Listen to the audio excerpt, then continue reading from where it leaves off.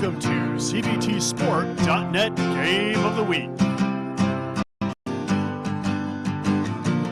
Bringing you high school, college, amateur, semi-pro, and professional sports video from right here in Central Vermont.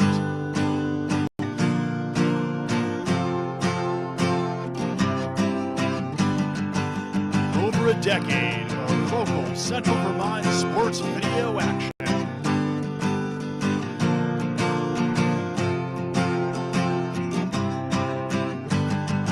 Get ready, because it's time for the CBTSport.net Game of the Week.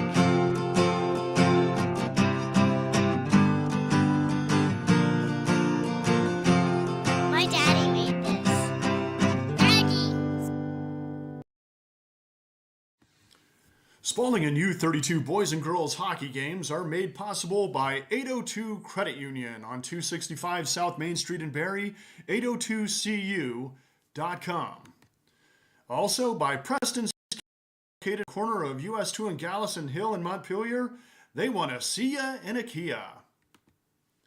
Also brought to you by Pasumsic Bank, helping people, businesses, and communities thrive. Start your adventure with the Bank of the Wild, Pasumsic Bank. And Always On Time Signs and Design, a full-service sign shop with manufacturers' signs of all kinds, banners, and vehicle graphics, located in Berlin, Vermont.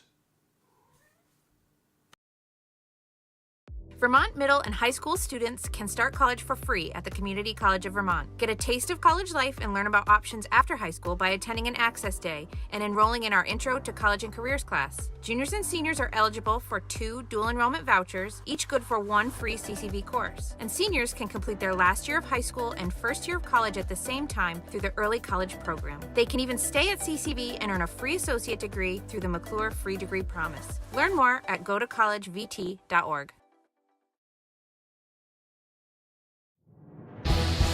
This game is made possible by locally owned Packard Fuels. Located in East Montpelier, Vermont, Packard Fuels is a proud and generous supporter of local high school sports and community events.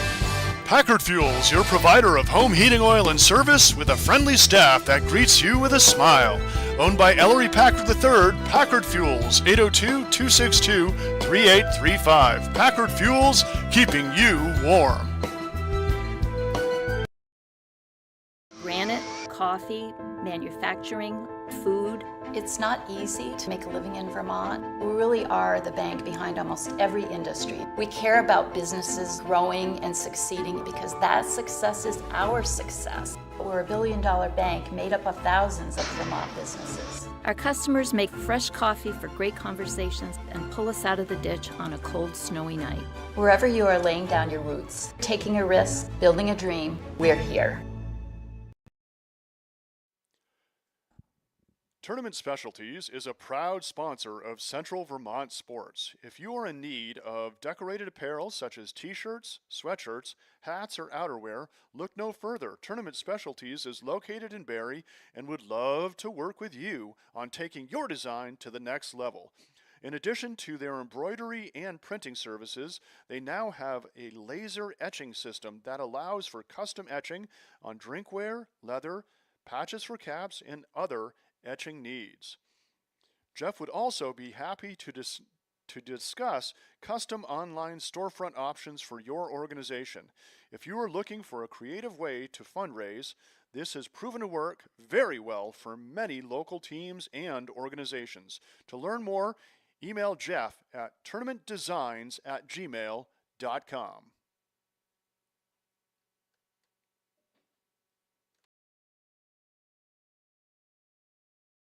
This game is also made possible by Vermont Fellowship of Christian Athletes, established in 1954, a community working to see the world transformed by Jesus Christ through the influence of coaches and athletes. You can find more information at fcavermont.org, and you can contact them by email at glennolson@fca.org.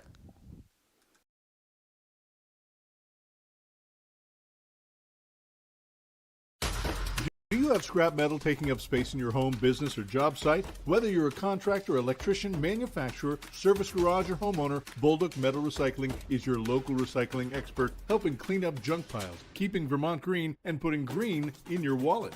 Bring your big or small scrap metal load to them on Bolduc Road in Middlesex, where their 3 scales and professional staff will help you recycle it. Their roll-off containers come in a variety of sizes for one-time or ongoing scrap metal collection. They buy and recycle copper, brass, steel, wire, pipe, lead-acid batteries, cars, appliances, and more. They're contractor-friendly with years of experience and provide project walkthroughs. Let their team handle your site cleanup or demo. Bolduc also has storage containers in 20 or 40-foot lengths for rent or purchase. Perfect for keeping your valuable items out of the elements, safe, and close at hand. For more information, visit BolducMetalRecycling.com. Their name is their website, and as always, Bolduc Metal Recycling says, thanks a ton. Spalding and U-32 boys and girls hockey is made possible by the Auto Clinic, quality automotive sales and service, towing and recovery. 929 Southbury Road, 802-476-5379.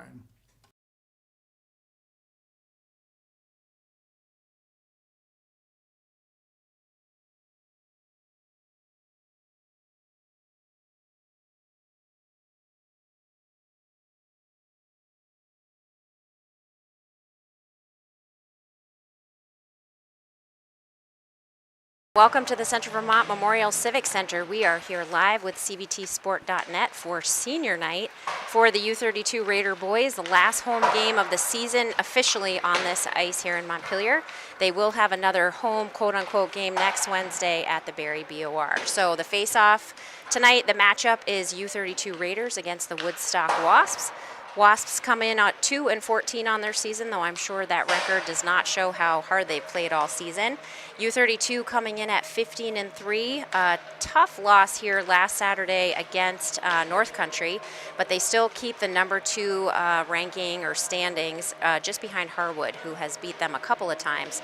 So looking forward to hearing more about our seniors as they finish up warm-ups, just to give you an idea of what our plan is. We're going to go down to ice level. Rick O'Neill, our on-ice announcer, will talk a little bit about U-32 seniors. There's a little special message for all of them. You should be able to hear that from our mics.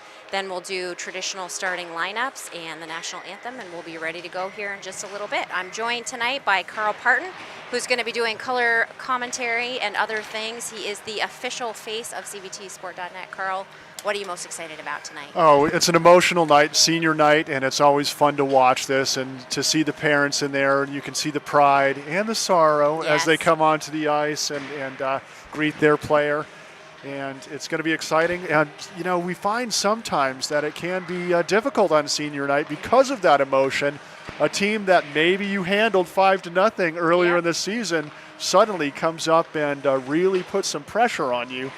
Because it's an emotional game. So, and coaches will mix up the lineup a little bit, and they'll definitely, make changes that can affect the chemistry a little bit, just to get their seniors some special time out on the ice. That's for sure. Yep, absolutely. We really appreciate those opportunities for these kids.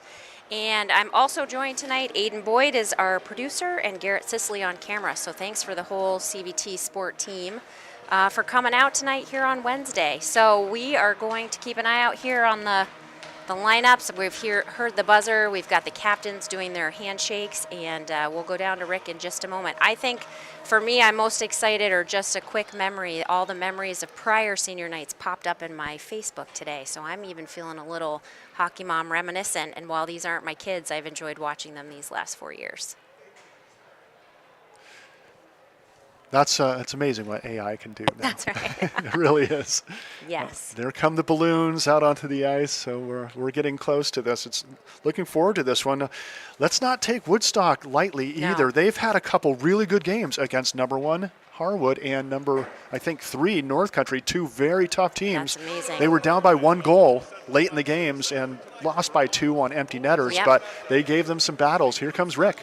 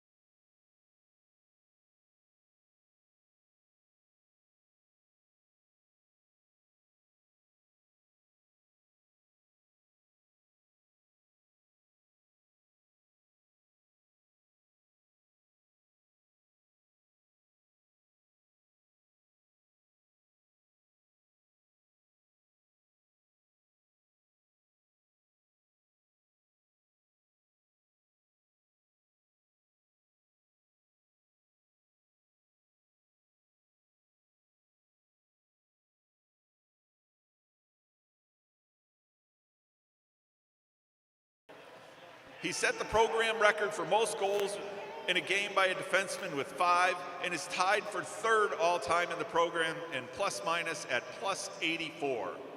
Max is planning to continue his hockey career and play juniors. Ladies and gentlemen, Max Scribner.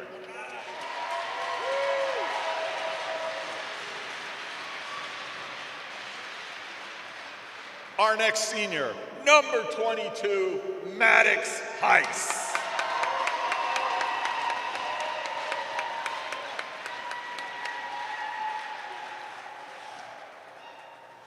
As an assistant captain and one of the best overall high school players in the state of Vermont, a leader of this team as well as a positive influences on this team and on and off the ice. A 4-year varsity player, currently sits tied 3rd in the all-time program scoring with 155 points.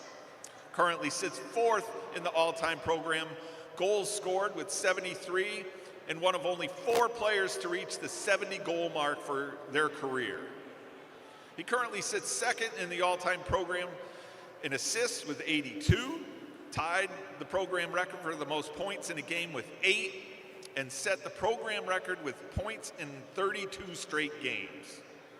Maddox is planning on doing an electrical and apprenticeship after he graduates. Ladies and gentlemen, Maddox Heiss.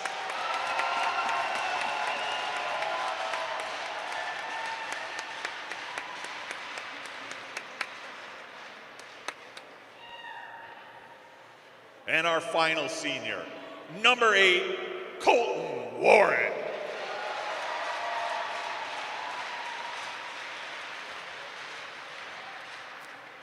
Colton is our captain, one of the best high school forwards in the state of Vermont. He is a leader on and off the ice and directly influences the abilities and the confidence in the rest of his team. One of the first players on the ice for practice and one of the last to leave. A 4-year varsity player, currently sits tied for 3rd in all-time program scoring with 155 points. Currently sits 10th in all-time program goals scored with 64, and one of only 11 players to reach the 60-goal mark in their career. For most assists in a game with 6, tied the program record for most points in a game with 8. Colton is planning on doing an electrical apprenticeship after he graduates. Ladies and gentlemen, Colton Warren.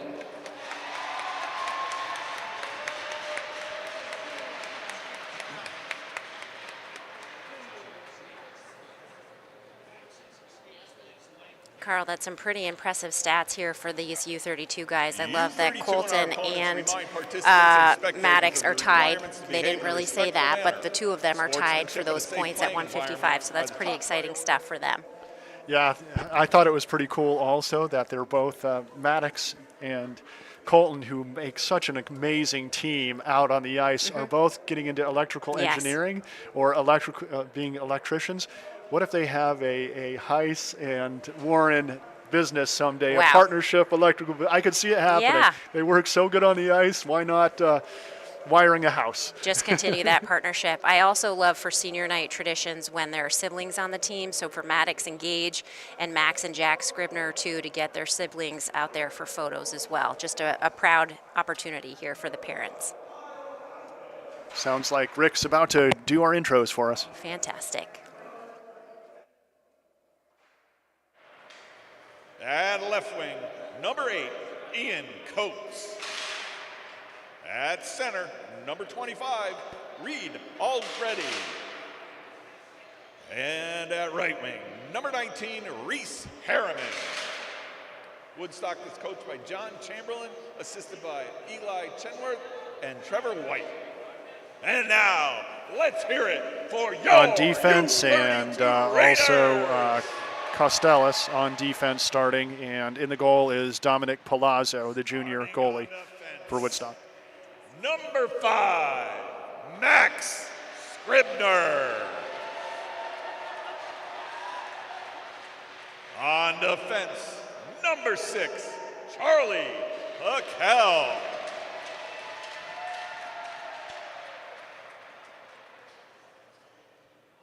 At left wing, number 8, Colton Warren.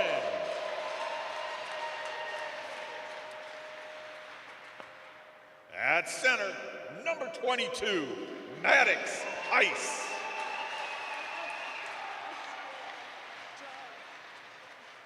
At right wing, number 14, John Widener.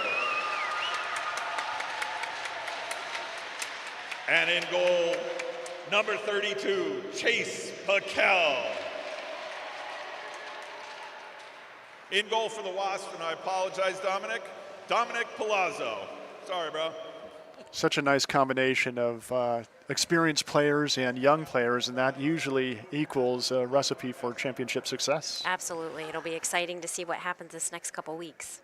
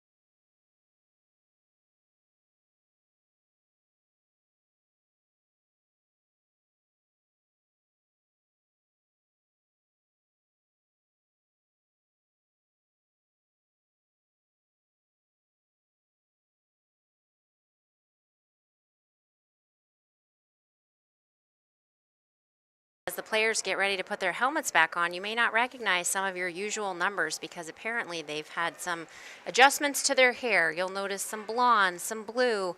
It's kind of a long tradition. I was sharing earlier that some of these kids that came up through CVSA, they were in my memories today too, and they had a lot of like bright red number 40 hair color as they were getting ready to pump them up. So some traditions live on forever. So this will be fun to watch them play together one last time on this Montpelier ice. Again, the ice comes out here this weekend at the Civic Center, but they will play another home game, if you will, in the Barrie BOR next week.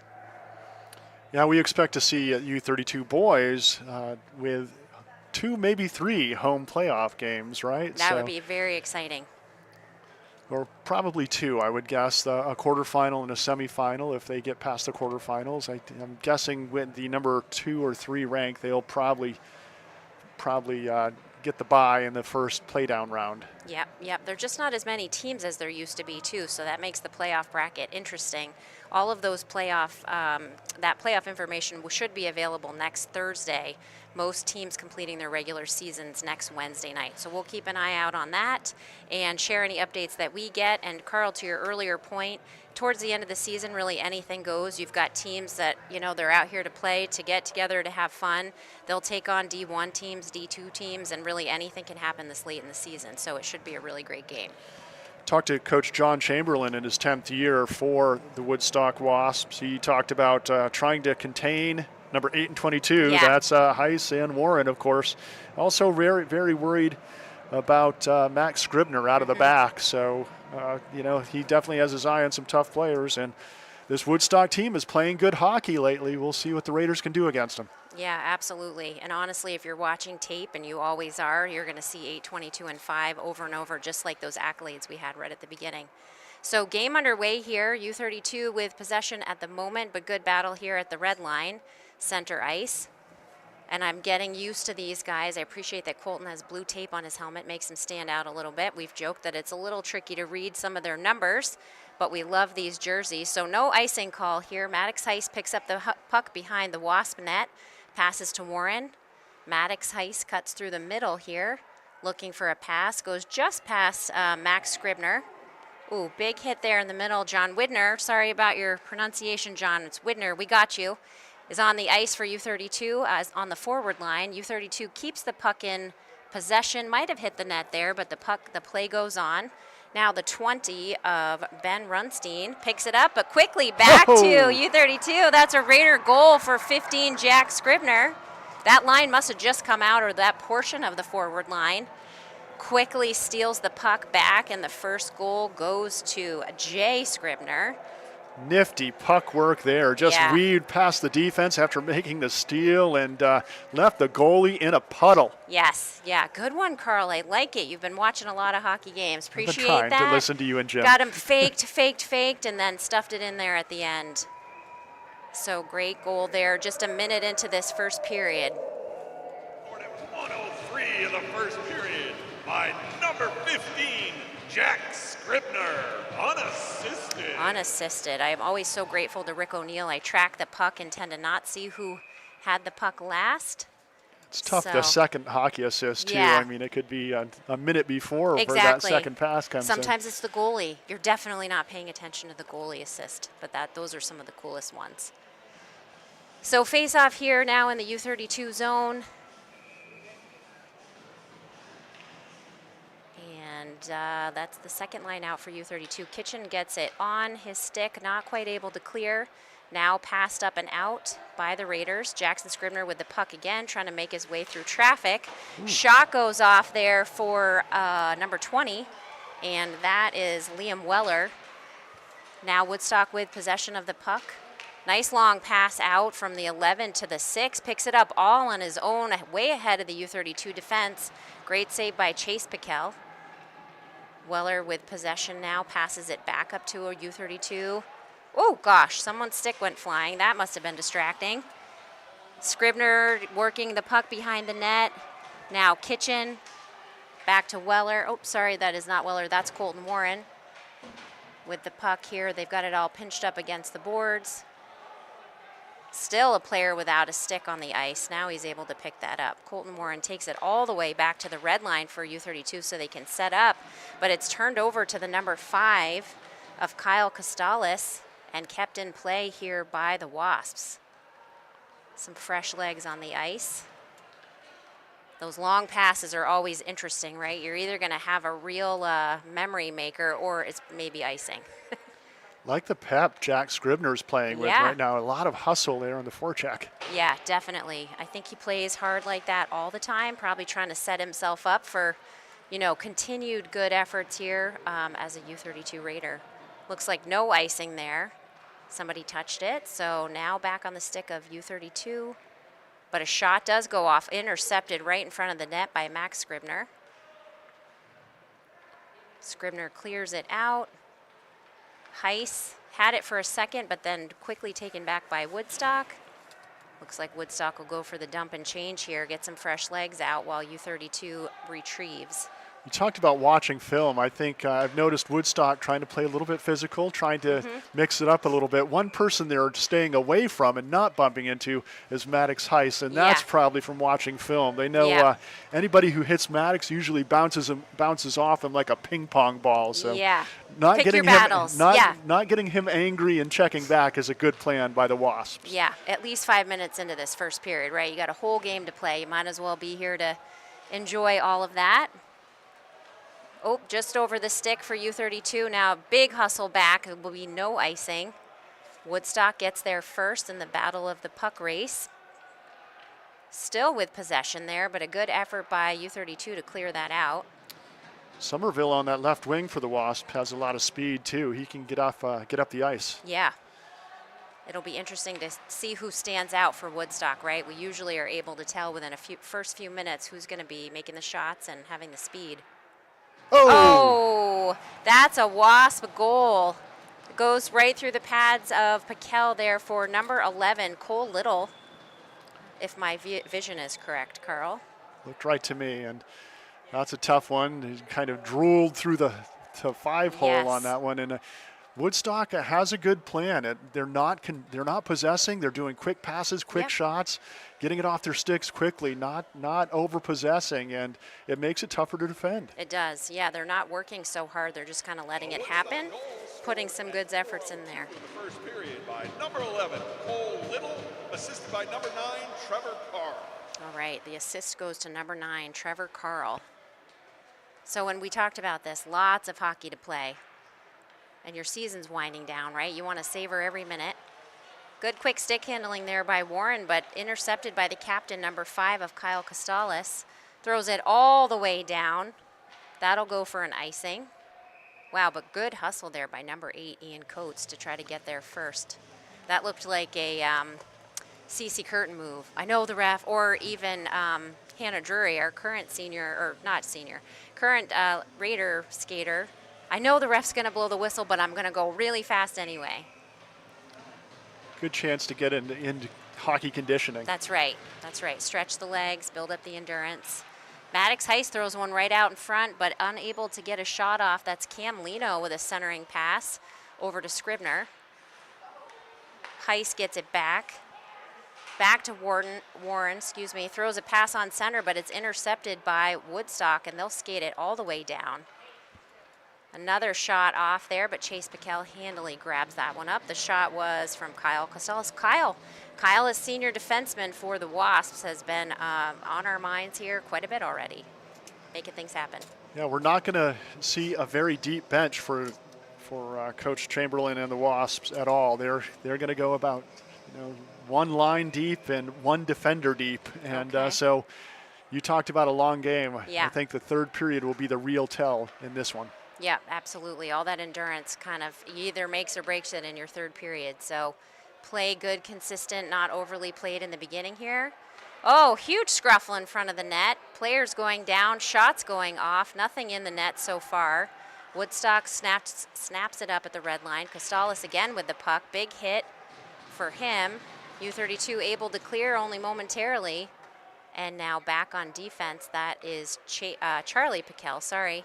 Long pass goes through the legs. U-32 trying to whip that out.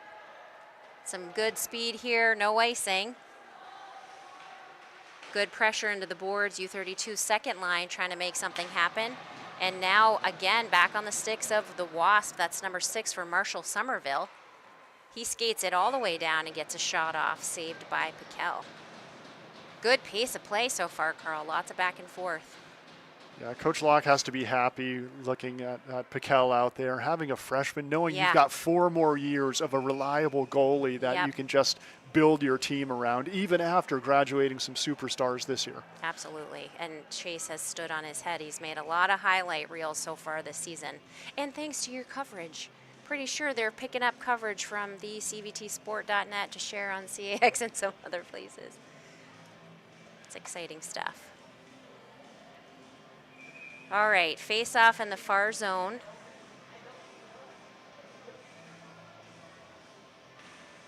And the puck is dropped. Oh, picked up quickly by Woodstock again, keeping it in the U-32 zone for the moment. Long pass out to U-32.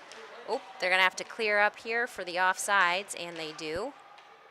Puck goes back to the Raiders. Nice broad in here, nice centering pass. Warren with a shot. Got the shot off a little sooner than he wanted, perhaps.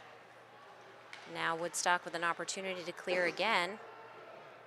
And they do. Let's see who we've got on the ice for U-32. Still the first line forwards. Colton Warren trying to bring it down. Does a nice little hop. Oh, so close.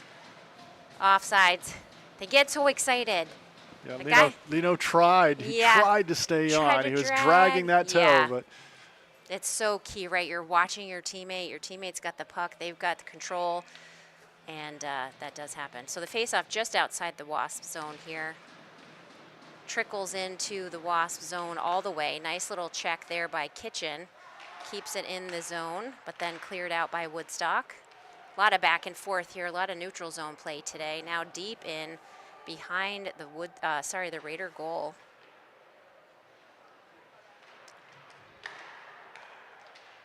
Looking for those good crisp pass to make those plays happen. And it does get intercepted again here by Woodstock and brought over the blue line with a nice hard charge. Number 6 of Marshall Somerville gets another shot off. Nifty backward pass there from Scribner, and it comes all the way into the U-32 zone. Good pressure here. Jack Scribner not giving up the puck. Still digging. Puck winds all the way around, high bounce up over the blue line. No icing call there, so the pressure's on for the puck. Nicely done. The ref hops out of the way. I would do that too if Max Scribner was coming at me that fast. He's not going to get a shot off, but he's going to take a stick with him. He skates the whole end of the ice, does a whole loop, looking for someone to pass to. He finally gets somebody. It was just so smooth the So whole time. smooth. He looked so do some relaxed. laps. One hand on the stick, Yep. just gliding past the defense. Yeah, he's a big, tall guy. His strides go a little bit further than the average person. Shot off, but intercepted by some Woodstock bodies here. And the puck is cleared all the way out, but that will go for icing. Nice to see full stands here. Like senior night brings out the crowds. Also, the girls team, the Raiders, are off tonight. There's no game for them scheduled, so they're all in the house, I think, as well. Nice support here for the teams. Face off in the Woodstock zone.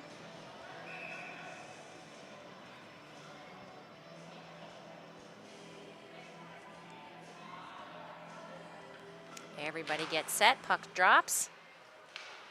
Nice backward pass, hard pass back to not to Heist, to Scribner. Puck gets tied up along the boards, but then cleared out by Woodstock. It's a 2-on-1. Breaks through traffic, great shot there. Nice glove save by Piquel. Yeah, that was coming at him fast and furiously. Yes. He would just cat-like reflexes to glove save and not give up a rebound on that one. Yep, exactly. Kanan Hines, the 1D back for U-32, had his hands full with 2 Wasps on that play. Cam Lino back for U-32 and behind, along with Haynes again. Nice long pass. Oh, nifty pass. I like that. Colton Warren trying to maintain possession here through a bunch of Woodstock legs, and that bounced out. No icing. Piquel will pass it out to his D, Max Scribner. Really good pressure here from Woodstock as well.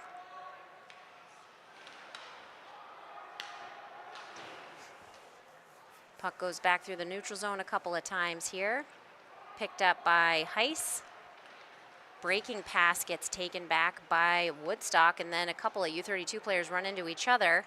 So it's back with Woodstock now, circling around. That's the 11 of Cole Little, the goal scorer from just a bit ago. Fancy moves here. Oh, so good. Colton makes his way through traffic, but great defensive play by Kyle Costalis for the Wasps. Able to break that out. Oh, one ref says ice, one says no, so we're going to play that. Again, down behind the Raider net. Yeah, these long passes that U-32 is usually able to connect on, they're just getting busted up by the Wasps a couple of different times here. Excellent neutral ice coverage by the Wasps so far in the first period. Putting a lot of pressure there, not letting U-32 get their typical dominance in their offensive end. Yeah, absolutely. Really being mindful of that. Oops. No ice there because it went off the stick of, I think, Chase LaFale. And it comes back down to U-32, but it's intercepted one more time by Woodstock.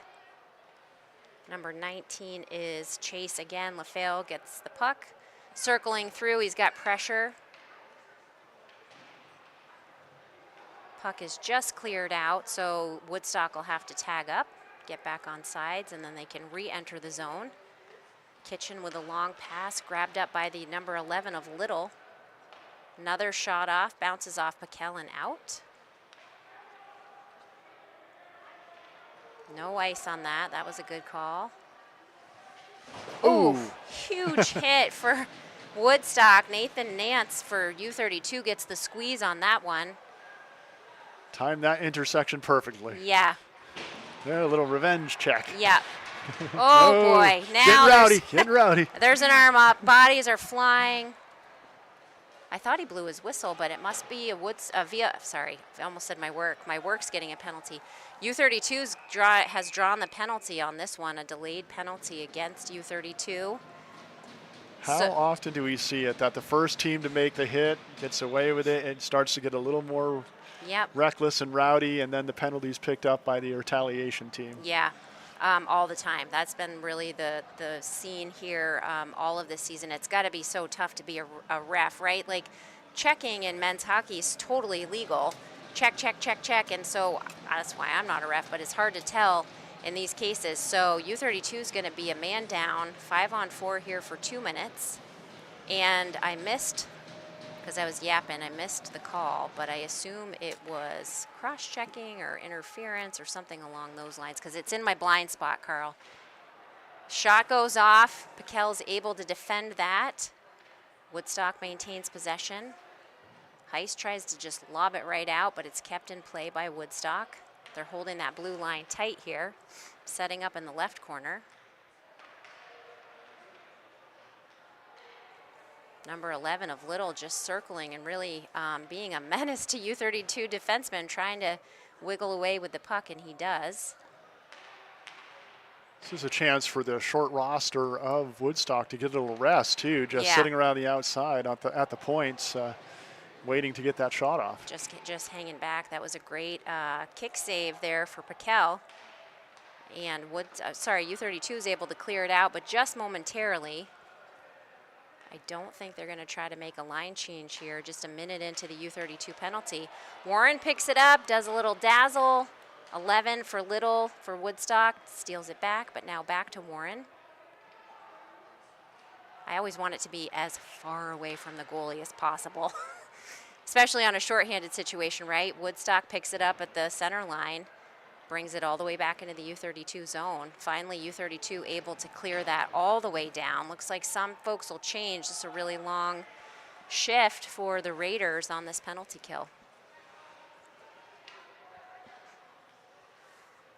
Jack Scribner on the PK for U-32, usually really good about being aggressive with the puck, and he does. He's got Kitchen. Nice one. They're able to keep that in play for U-32 here. Still 15 seconds left on the power play for Woodstock, but U-32 doing some cool moves. Scribner working his way around the net. Nice centering pass goes off the back of the net. Scribner to Scribner pass here. And the puck comes all the way up and out just over the stick of Heiss, but that's going to kill out this U-32 penalty. Nicely done. Ooh, and a Woodstock guy back there just hanging out, ready to steal the puck back. That was a good play. And that'll go for icing.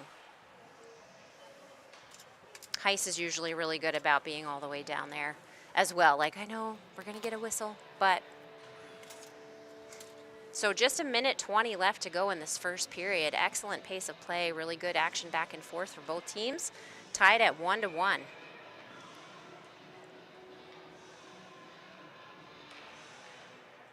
U-32 with the face-off win. Scribner brings it all the way down. Again, Woodstock grabs that back. They're not sitting on their haunches at all, just playing really aggressive hockey through this whole first period of play.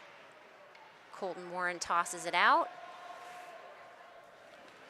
I can say that Woodstock only got 8 shots off in the first matchup between these two teams, looks like they're out shooting U-32, or close to it right now. Oh! Through the crowd. Is he gonna? No goal. Oh!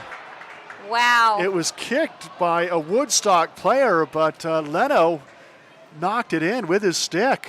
Wow, what's the call? They're definitely going to converse. That was tough. It was.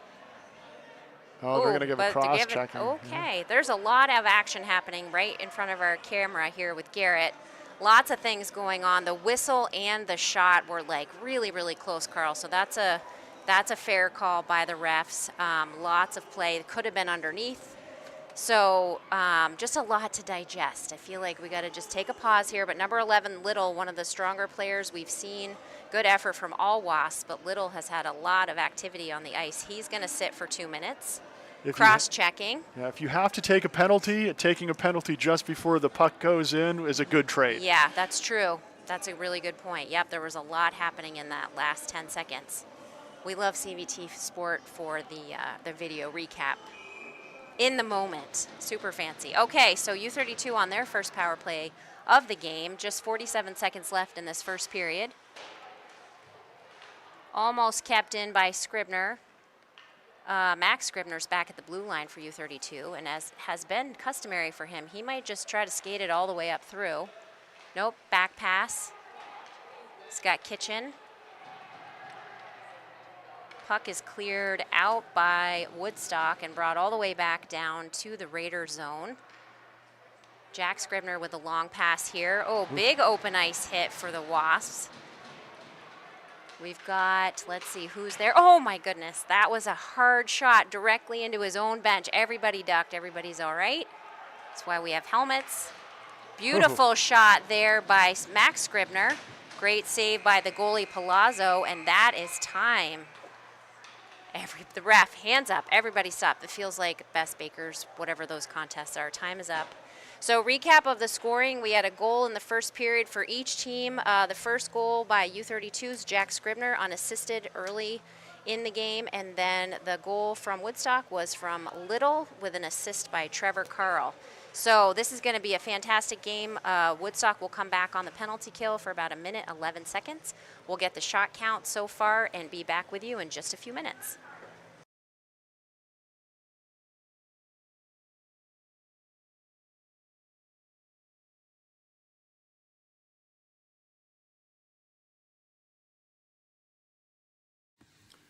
Spalding and U-32 boys and girls hockey games are made possible by 802 Credit Union on 265 South Main Street in Barrie, 802cu.com. Also by Preston's Kia, located on the corner of US 2 and Gallison Hill in Montpelier. They want to see ya in a Kia. Also brought to you by Pasumsic Bank, helping people, businesses, and communities thrive. Start your adventure with the Bank of the Wild, Pasumsic Bank. And Always On Time Signs and Design, a full-service sign shop with manufacturers' signs of all kinds, banners, and vehicle graphics, located in Berlin, Vermont. Vermont middle and high school students can start college for free at the Community College of Vermont. Get a taste of college life and learn about options after high school by attending an Access Day and enrolling in our Intro to College and Careers class. Juniors and seniors are eligible for 2 dual enrollment vouchers, each good for 1 free CCV course. And seniors can complete their last year of high school and first year of college at the same time through the Early College Program. They can even stay at CCV and earn a free associate degree through the McClure Free Degree Promise. Learn more at gotocollegevt.org.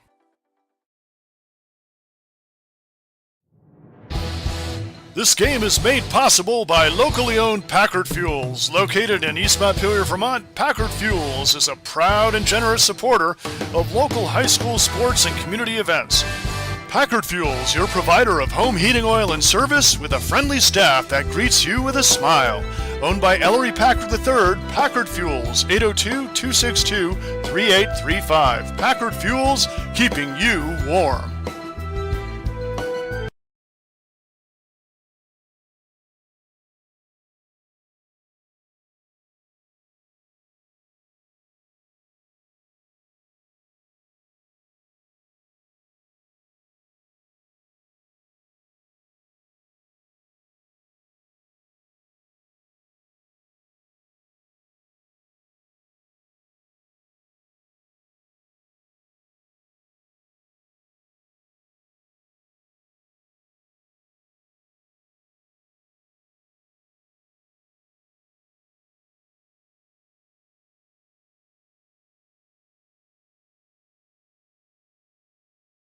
Granite, coffee, manufacturing, food. It's not easy to make a living in Vermont. We really are the bank behind almost every industry. We care about businesses growing and succeeding because that success is our success. We're a billion-dollar bank made up of thousands of Vermont businesses. Our customers make fresh coffee for great conversations and pull us out of the ditch on a cold, snowy night.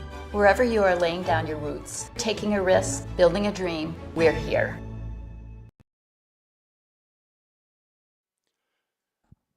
Tournament Specialties is a proud sponsor of Central Vermont sports. If you are in need of decorated apparel such as t-shirts, sweatshirts, hats, or outerwear, look no further. Tournament Specialties is located in Barrie and would love to work with you on taking your design to the next level.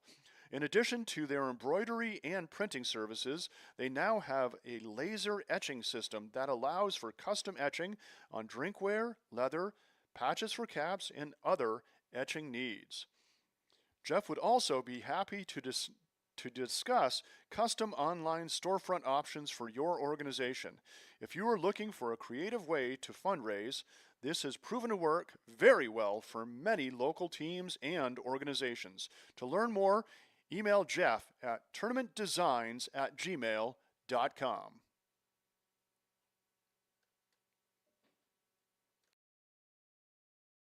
This game is also made possible by Vermont Fellowship of Christian Athletes, established in 1954, a community working to see the world transformed by Jesus Christ through the influence of coaches and athletes. You can find more information at fcavermont.org, and you can contact them by email at glennolson@fca.org. Do you have scrap metal taking up space in your home, business, or job site? Whether you're a contractor, electrician, manufacturer, service garage, or homeowner, Bolduc Metal Recycling is your local recycling expert, helping clean up junk piles, keeping Vermont green, and putting green in your wallet. Bring your big or small scrap metal load to them on Bolduc Road in Middlesex, where their 3 scales and professional staff will help you recycle it. Their roll-off containers come in a variety of sizes for one-time or ongoing scrap metal collection. They buy and recycle copper, brass, steel, wire, pipe, lead-acid batteries, cars, appliances, and more. They're contractor-friendly with years of experience and provide project walkthroughs. Let their team handle your site cleanup or demo. Bolduc also has storage containers in 20 or 40-foot lengths for rent or purchase. Perfect for keeping your valuable items out of the elements, safe, and close at hand. For more information, visit bolducmetalrecycling.com. Their name is their website, and as always, Bolduc Metal Recycling says, thanks a ton. Spalding and U-32 boys and girls hockey is made possible by the Auto Clinic, quality automotive sales and service, towing and recovery. 929 Southbury Road, 802-476-5379.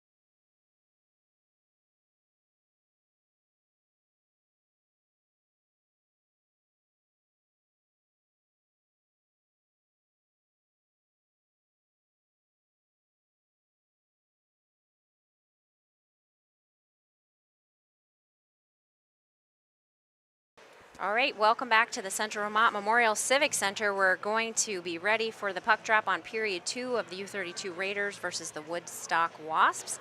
We're tied 1-1. Quick shot recap from the last period. The Wasps with 9 shots on Chase Piquel, and then 5 shots off for U-32. There were a handful of penalties, one penalty for each, and Woodstock comes back on this penalty. So, Carl, thoughts on the first period action so far? Yeah, I was impressed with the way Woodstock played. That 9 shots in that first period. They only had 8 in the whole game down in Woodstock earlier in the season. So certainly Coach Chamberlain has his team figured out, and the team buying into his system. They're giving U-32 a tough run right now. I expect U-32 with a deeper bench, 3 lines, 3 defensive pairings. Yep. Expect them to get stronger as the game goes on, and we're going to find out how well Woodstock is conditioned in the second and third period. Right, yeah, because it's late in the season. Like, you have 1 or 2 lines in the beginning of the season, and then your mind goes straight to, oh, they're going to get tired. But if they've been playing like this all season, which I'm guessing they have, they could hang with them right until the end. So I love the end of the season hockey. It's silly season. I guess they use that term mostly for NASCAR when people start getting traded left and right. But anything goes. I've shared a lot that the stronger the team, certainly towards the end of the season, the better you're looking for playoffs. So that's something everyone's keeping in mind. Today and Saturday are today, Saturday, and then next Wednesday, the season winds down for hockey here in Vermont. So we'll keep an eye out for playoff brackets and things like that and keep you all posted. All right, so U-32 on the on the power play here now for 1 minute 11 seconds. See what they can make happen quick off. Saban Kitchen gets the puck in deep for U-32, but then it's blocked out by the Wasps. Scribner passes over to his brother, other Scribner. Puck goes in behind the net. And Max Scribner holding the puck there at the blue line for U-32, trying to take advantage of this extra skater here on the ice. Trying to set up their plays. They've got Woodstock pretty well bunched up at the moment. Another shot goes off, goes through the crease and out left. I was just about to say, I want to see that Warren-Heiss combination. Yes. And Colton was looking for Maddox on that last play and just couldn't connect on the cross-ice pass. Yeah, that 1-2 punch we shared in the opening that you might not have heard, but we'll recap some highlights for our seniors as we go. But Warren and Heiss are tied 3rd all-time for points for U-32, and that is a goal. Wow, great setup there on the power play for U-32, netted by Warren. And it was from Heiss, so there's well, the there combination. You go. Hey, that's like the opposite of the announcers. The bad thing that happens when announcers say things. You sort of willed that one, Carl. Nice job. So assist, the Raider goal to Colton Warren, and again, just the goalie busy saving shots from other areas, kind of left the net open. Colton just buried it in the back with the assist from Maddox Heiss. We'll see if anyone else had a stick on it before that. Back to full strength here, 5-on-5. It's like Heiss on the face-off with Little for Woodstock. Puck goes back to Woodstock, throw it in, but Warren gets his stick on it, bounces it around the sideboard and back into the Woodstock zone. Cam Lino reaching for it there. Not quite going all the way around. That's an icing call, and we'll take it all the way back down in the Woodstock zone. Cam Lino reaching for it, but his arm just not long enough this one time. So Heiss again on the face-off with number 11 of Cole Little. We got a little bit of physicality in this game just before the end of the last period, Carl. I think things will amp up as the game goes on. Hockey players are, by definition, passionate about the sport, right? And save a little energy for the end, too. Yes, yep. Don't want to spend it all in advance. Cam Lino carries the puck across the blue line, passes it up to Heiss. Carrying around the corner here. Colton Warren trying to chase it down, kept in play by U-32.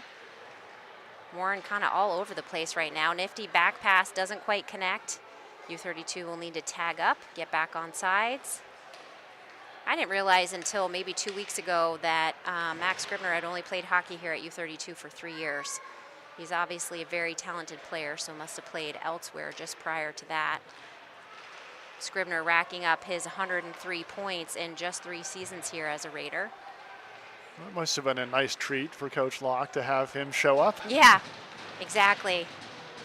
Ooh, nice long around there, just off the stick of Chase Piquel. Chase ready at all times. Scribner carrying up through. I feel like I remember when Max happened. Somebody said to me, he's a defenseman. He scores goals. He scores a lot of goals, absolutely. Another shot off there. That Great was save close. by Palazzo. Good effort. That would have been some excellent timing if he had found the back Right? of the net. Then if after we have talking like about- the non-curse. Dun, dun, dun. We got a Raider goal scored at 59 seconds of the second period by number 8, Colton Warren, assisted by number 15, Jack Scribner, and number 11, Saban Kitchen. Well, fantastic. I was wrong on both cases. So 15 and 11 get the assist for Colton Warren's goal in the second period. I thought that was Maddox on the right wing that hit Colton. I was wrong. That's okay. Also. I was wrong too. We're in it together. Great effort then, that whole line getting some good action out here for U-32. Puck is in the Woodstock zone here. I have only been really closely watching the Raiders team here in the last couple weeks, Carl, having called the games. They didn't get their first home game even until into January, and I've just been really impressed the way these players play, and like you mentioned earlier, the chemistry. Nice to see them setting things up. I also think it helps that there's 3 sets of brothers on this team too, so they've got some good anticipation that way too. Scribner carries it up and out for U-32, gets a shot off. Goalie initially flicks it away and then wisely covers as he sees all those skaters coming at him really fast. Yeah, I think that's a wise move, definitely, because Palazzo is going to see more and more pressure from U-32 as the game progresses. Yeah, and it just gives your team a chance to make a clean line change too, right? Weird things can happen if you get caught mid-change. We'll redo that face-off. I've noticed both teams, as the puck's about to drop, the outside of the circle lines are just zooming in, and the ref's like, nope, everybody back. So they're looking for that clean face-off here. Looks like the 6 of Marshall Somerville will take over in the dot with Maddox Heiss. Warren gets it through the legs of a couple of players here, picked up by Woodstock in the back. Oh, I was gonna say, I'm not a ref. I don't pretend to be one, but my arm would have gone up. There was definitely hooking. Hooking or interference. He couldn't move the puck because his didn't have access to his stick. Yeah, hooking. Good call, Carl. So Raiders back on the power play here for the next 2 minutes. Not what Woodstock wanted, already trailing 2-1. Yeah. This power play for U-32 with Heiss out there and Warren they put up points. Yeah, well, and so tying them up there for a minute too. Also, many didn't score a point at that opportunity. So all in the mindset, right? Heiss in with the puck behind the net. Oh, great centering pass to Kitchen. That would have been a beauty. U-32 getting fancy now here. A few skips and a hop. Scribner circling in behind. He's got his point open. His brother, Jack Scribner, falls back on D as he moved up to offense. Warren looking for a centering pass, just comes out of the zone. They'll have to clear out here and then work it back in. Pass goes off to Jackson Scribner. Maddox Heiss throws it in deep. Puck cleared by Kyle Costales, but kept in at the blue line by Scribner. Woodstock now with possession. Tries to center it right out. Good shot off. Nice clear by Woodstock all the way down on the stick of Chase Piquel. He'll pass it out to Max Scribner. Woodstock gets a much needed line change on this penalty kill.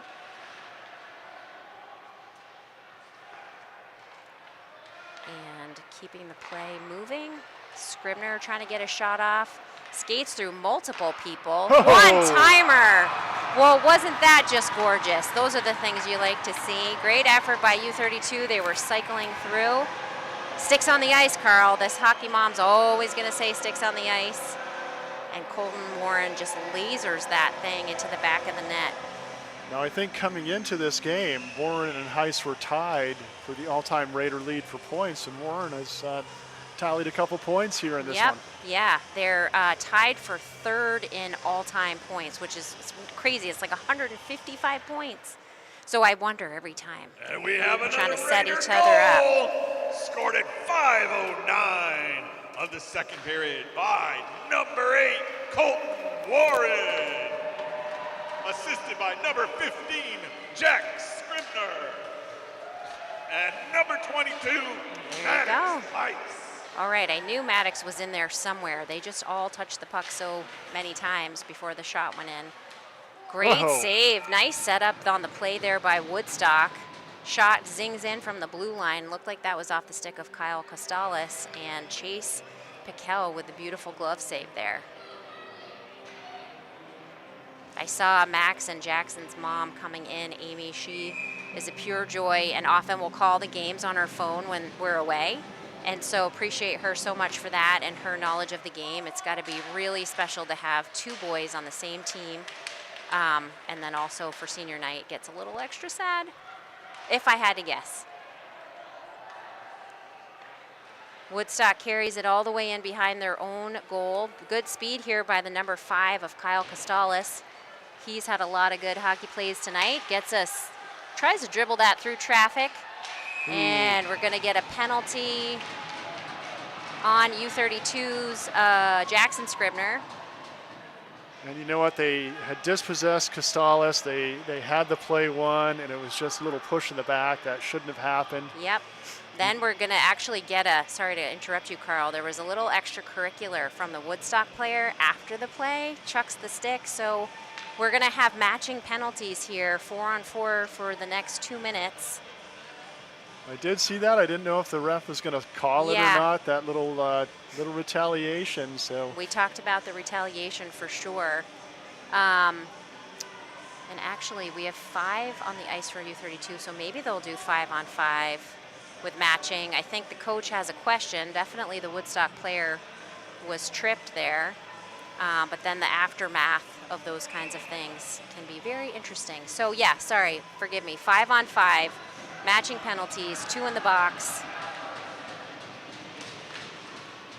Vengeance is mine, saith the ref. Yes. Yeah, and it is. It's so hard to keep your cool, but it's so important because the retaliation is what gets you in trouble 99% of the time. Whoa. U-32 carries it all the way down with some great speed, saved by Palazzo. Is that Scribner? It was. I think he was ready to do the I just scored a goal swoosh. Yes. Like brushing the ice with his hand there. Yep. He had the move ready and everything, but it was a great save by Palazzo. Yeah, it was not to be. All right, face off in the Woodstock zone again.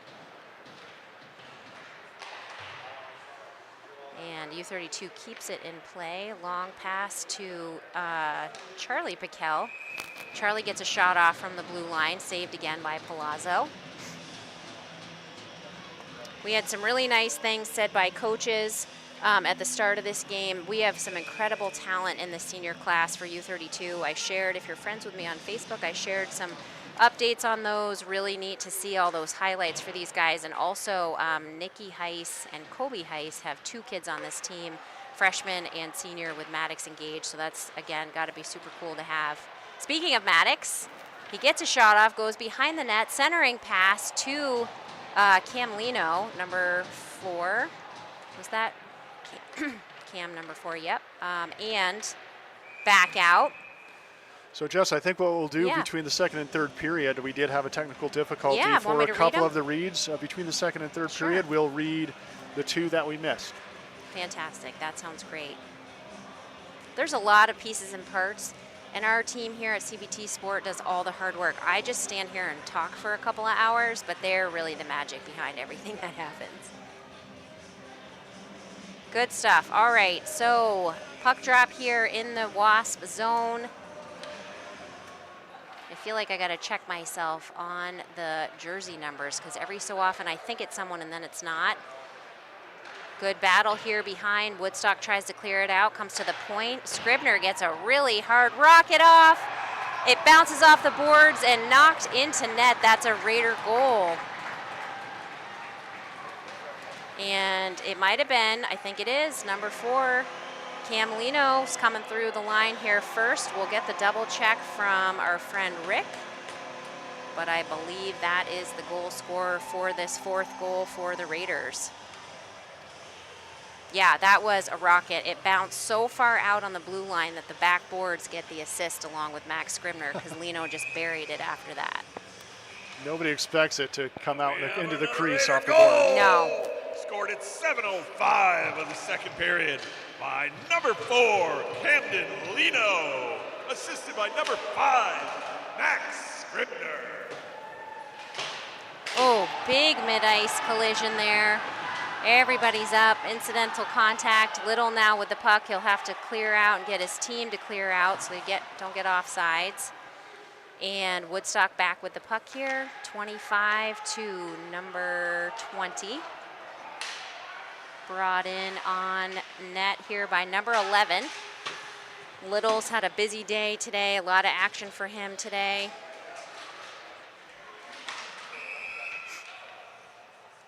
And I believe we're going to have another penalty. It might have been Weller kind of finishing the check there. Yeah. And elbows came up a little bit on that one. Yeah, looked like a cross check there. So Woodstock with a great opportunity here on a power play, their 2nd of the game. There's a lot of extracurricular stuff happening in that whole body of action. It tends to come in different phases, right? Like the end of the first period got really messy, then they played really clean. Now there was a lot of extra things happening, so Woodstock with their chance to put one in net here on the 5-on-4 advantage. Scribner showed that he can lay some leather too out there. Oh yeah. I think Carl in that play behind the net thought he was going to be elusive like he does so often, go around him, but Scribner can go through just you went too right if you through. get in his way. Yes, good point. Good speed coming in here from Woodstock. Fancy stick handling from the 6 of Marshall Somerville. Gets a pass off to the 25 of Reed Allegretti. Kept in at the blue line by 20. Oh, interesting. That was a good one for Chase to try to save. Point blank again, 2 times in the crease. Piquel did a great job keeping his balance and his eye on the puck. Yes, eyeballs at all times for sure. That's got to be, I don't know how goalies do it. It's got to be a scary, scary job. It's the first one, of course, but then the redirect and then the rebound and then it's through the crease. And with traffic in front of you too. That's yeah, sometimes your brutal. own teammates. Get out of my way, I can't see. So U-32 able to clear all the way down. Wow, and a shorthanded shot off for U-32, but saved by Palazzo. Heiss got his stick on that one too, but it's brought in by Woodstock. Still battling. 6 really showing the move. So fancy. Oh, and they had the great 1-2 there, but not able to get a shot into net. Piquel clears for U-32. Just outside the blue line, though. Oops. I don't think he meant to do that. People are down, people are up. Now U-32 with possession momentarily. Woodstock dumps it in. 19 seconds left on the U-32 penalty. Piquel passes over to Scribner. He's got this really slow wind-up, Carl. Oh, he's not doing it. He just launched it. Good call, right? We're on a penalty, so get it all the way down there fast. Good battle behind the boards here. U-32 now on even strength. Colton Warren looking for somebody to center to. He had Weller just fresh out of the box. And that'll come all the way down for icing. Icing is like hockey's natural way of catching your breath. Good battle here in the second period. 4-1 U-32 after some penalties here on both sides.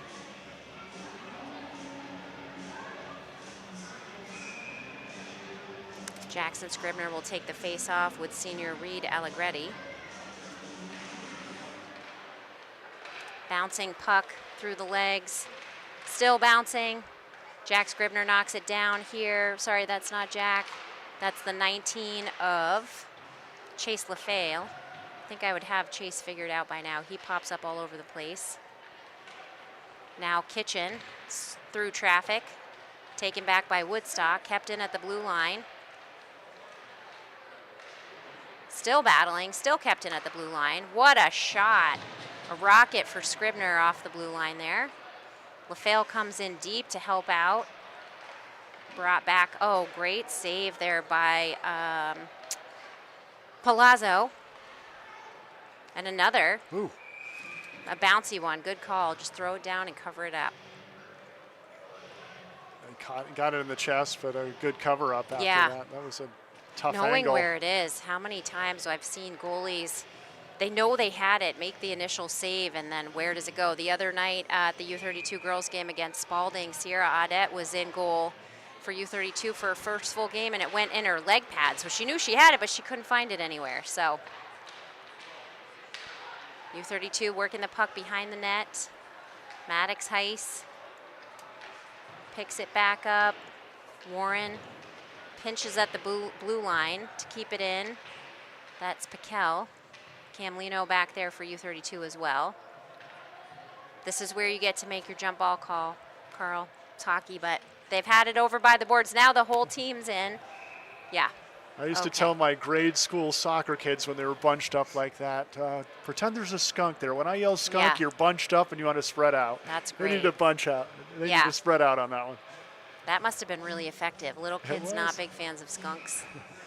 I like it. Good. So face off here to the left side of the goalie in the Woodstock zone. U32 battling with the Woodstock players here. Oh, nice pass by the Woodstock skater. Picked up by U32, shot toward net. Kept in at the blue line, or was making it its way towards the blue line. That's the 21 of Kanan Haynes out on D for U32, back with Max Scribner. Oh, great shot. Nice rocket from the blue line again, saved by Palazzo. Palazzo's got some work here in the second Yeah. period. He's been pelted. Busy guy. I've been really impressed with the goalies we've seen in this building this year. Of course, U32s, but visiting goalies have been impressive, really impressive. Lots of saves. Can come at you any different way. Warren with a back pass. Heiss is there to pick it up. Another fancy pass, another fancy shot from Scribner from the blue line. Goes far right. Woodstock trying to settle that puck down. Scribner gets it again. Pinched at the blue line, passed up to Lino. Lino goes down but is back up. Big hit on the boards there. Oh, nice pass, centering pass there to Heiss. Shot not in net. That was that Warren to Heiss combo I've Yeah. been looking for. Yeah. Almost had it there. Yep, exactly. They've mastered. I don't even know how long they've been playing hockey against each other, or with each other, but forever, I think. Woodstock with possession initially in the U32 zone. Now U32 picks it up. Warren on a diving pass. Here's the trip. Yep, that's going to be a Woodstock penalty with 2 minutes to go, 2:20 left in the second period. Yeah, sometimes if it's a long delay, you see the goalie running towards their own bench so they can put a sixth attacker on, but usually it doesn't happen. The ref's usually right on that, just waiting for the offending team, if you will, to touch the puck. So 5-on-4 here for 2 minutes. U32 with the advantage.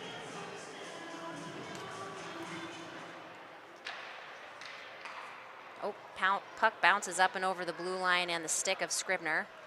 They've got one on for Woodstock. Pass back up to Heiss. Cross ice pass to Warren.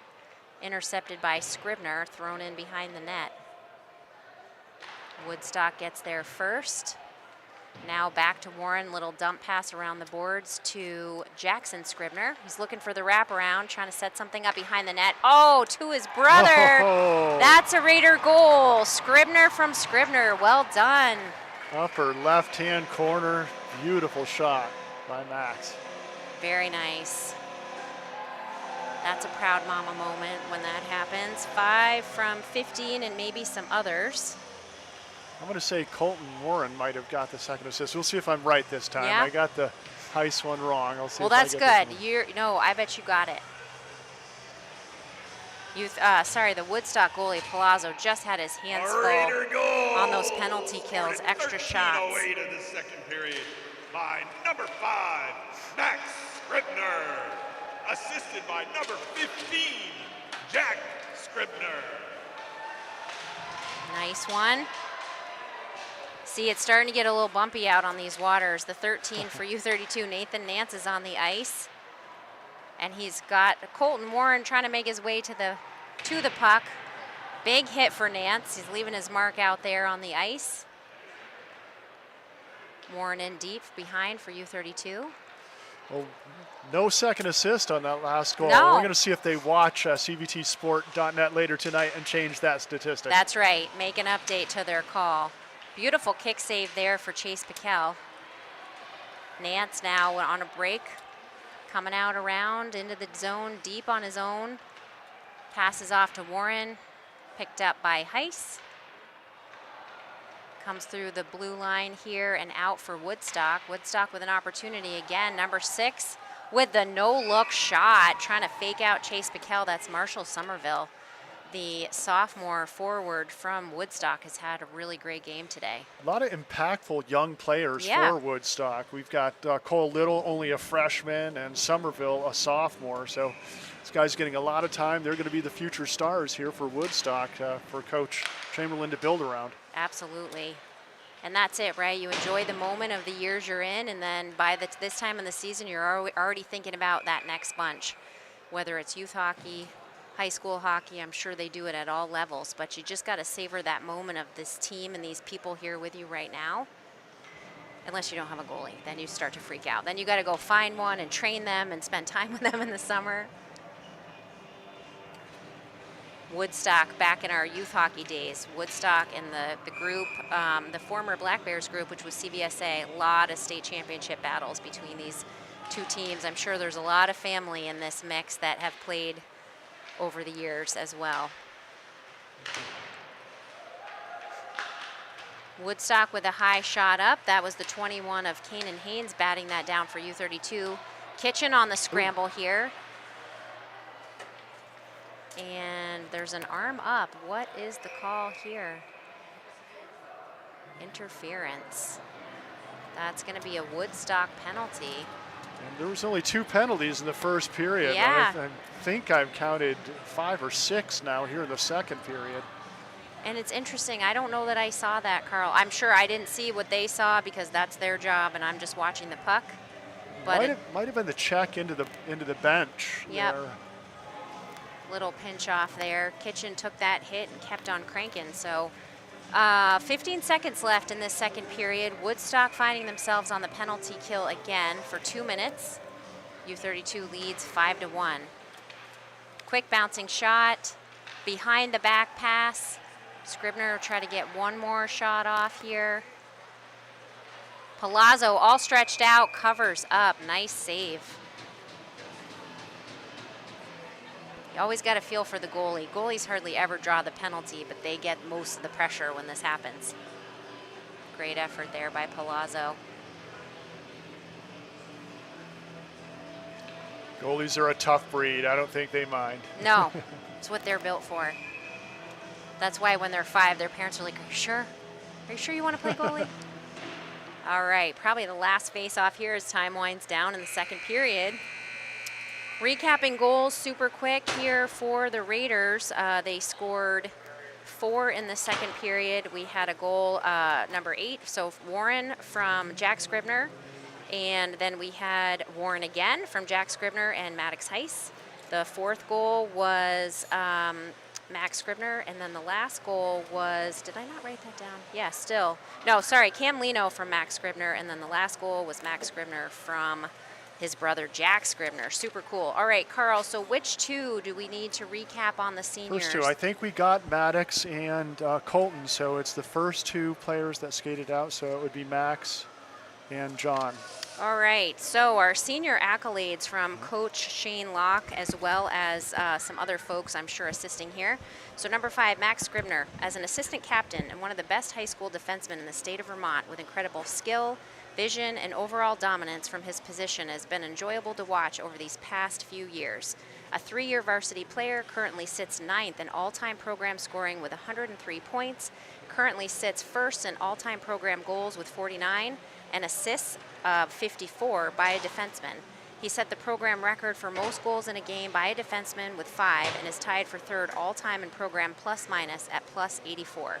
Max is planning to continue his hockey career and play juniors. U-32 wishes him very well. And then the second was John Widner. All right, number 14, John Widner. John has brought his game up by increasing his confidence as an individual and a team player.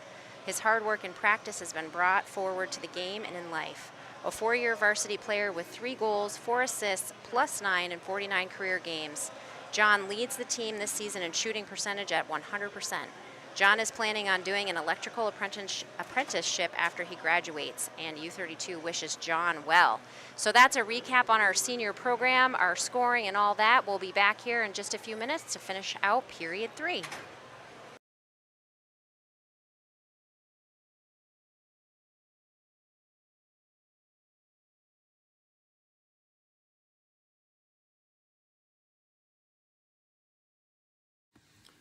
Spalding and U-32 boys and girls hockey games are made possible by 802 Credit Union on 265 South Main Street in Barrie, 802cu.com. Also by Preston's Kia, located on the corner of US 2 and Gallison Hill in Montpelier. They want to see ya in a Kia. Also brought to you by Pasumsic Bank, helping people, businesses, and communities thrive. Start your adventure with the Bank of the Wild, Pasumsic Bank. And Always On Time Signs and Design, a full-service sign shop with manufacturers' signs of all kinds, banners, and vehicle graphics, located in Berlin, Vermont. Vermont middle and high school students can start college for free at the Community College of Vermont. Get a taste of college life and learn about options after high school by attending an Access Day and enrolling in our Intro to College and Careers class. Juniors and seniors are eligible for 2 dual enrollment vouchers, each good for 1 free CCV course. And seniors can complete their last year of high school and first year of college at the same time through the Early College Program. They can even stay at CCV and earn a free associate degree through the McClure Free Degree Promise. Learn more at gotocollegevt.org.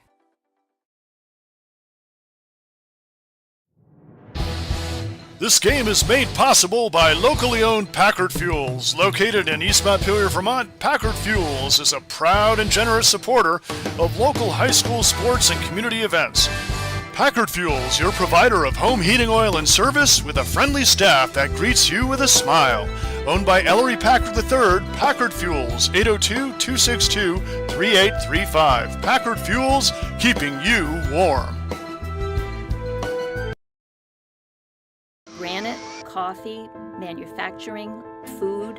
It's not easy to make a living in Vermont. We really are the bank behind almost every industry. We care about businesses growing and succeeding because that success is our success. We're a billion-dollar bank made up of thousands of Vermont businesses. Our customers make fresh coffee for great conversations and pull us out of the ditch on a cold, snowy night.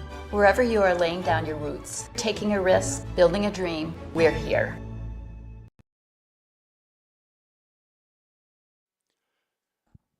Tournament Specialties is a proud sponsor of Central Vermont sports. If you are in need of decorated apparel such as t-shirts, sweatshirts, hats, or outerwear, look no further. Tournament Specialties is located in Barrie and would love to work with you on taking your design to the next level. In addition to their embroidery and printing services, they now have a laser etching system that allows for custom etching on drinkware, leather, patches for caps, and other etching needs.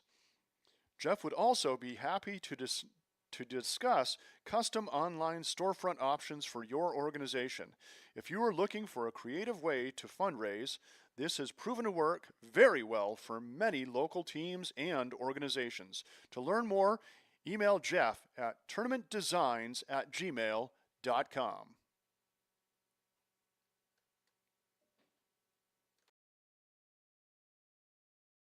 This game is also made possible by Vermont Fellowship of Christian Athletes, established in 1954, a community working to see the world transformed by Jesus Christ through the influence of coaches and athletes. You can find more information at fcavermont.org, and you can contact them by email at glennolson@fca.org.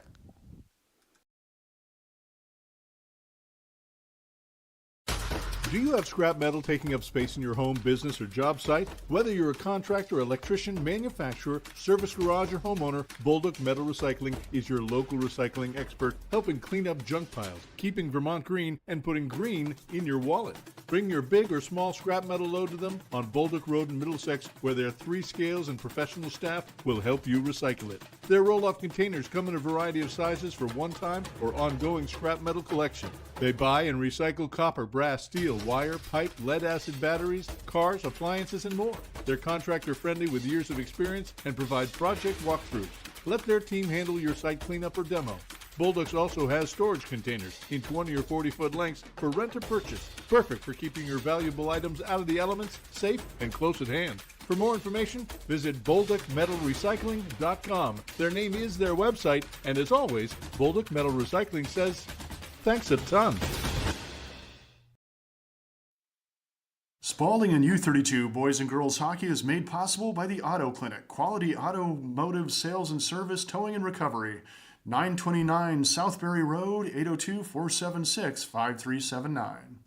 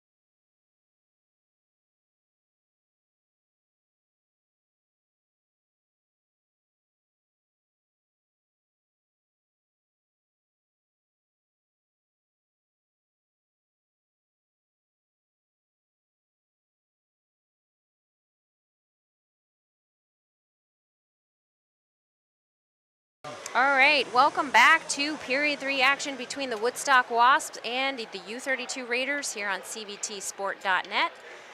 We come into this third period 5-1, and Woodstock is on the most end of a penalty kill, minute 45 here.